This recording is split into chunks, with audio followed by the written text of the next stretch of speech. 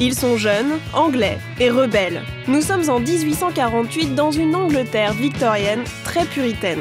Dante Gabriel Rossetti ou encore John Everett Millet sont étudiants aux Beaux-Arts. Ils rejettent l'académisme de leur enseignement, ils refusent cet art destiné aux aristocrates. Ainsi naît la confrérie pré-raphaélite. Leur idée ? Réintroduire le beau dans le quotidien, bref, l'art pour l'art. Ils jettent ainsi les bases d'un mouvement plus large qui va durer près de 50 ans, l'Aesthetic Movement, et révolutionne à jamais notre rapport au beau. Jean-Charles de Castelbajac est un créateur, mais aussi un amateur d'art et un collectionneur averti. Tout est beauté et tout est mis en avant pour être beauté.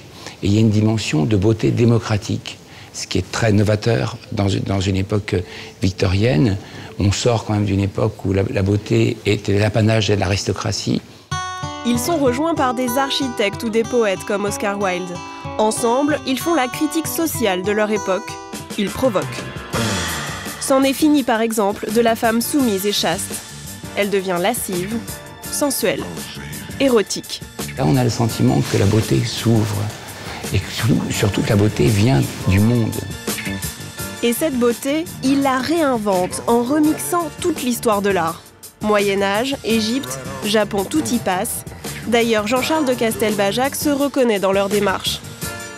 Vous savez, la création, elle se nourrit d'accidents.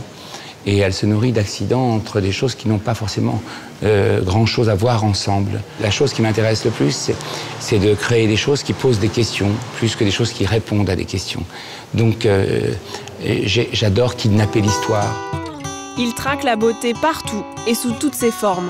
Il s'agit ni plus ni moins que d'avoir une vision totalement globale de l'art et de le faire pénétrer dans tous les intérieurs, dans les moindres détails. C'est ce que va faire avec du papier peint l'une des figures de proue du mouvement, William Morris. Les papiers peints de William Morris, qui sont largement diffusés à cette époque-là, vont connaître un tel succès qu'ils sont toujours édités en Angleterre et sont presque identitaires de l'image de l'Angleterre aujourd'hui. Ces touche-à-tout de la fin du 19e ont donc aussi fait le lit des designers d'aujourd'hui. Avant-gardistes, ils n'ont rien perdu de leur modernité. Elle est belle cette photo de Wilde. Il y a un côté Mick Jagger, un côté oui, c'est une rockstar. Hein.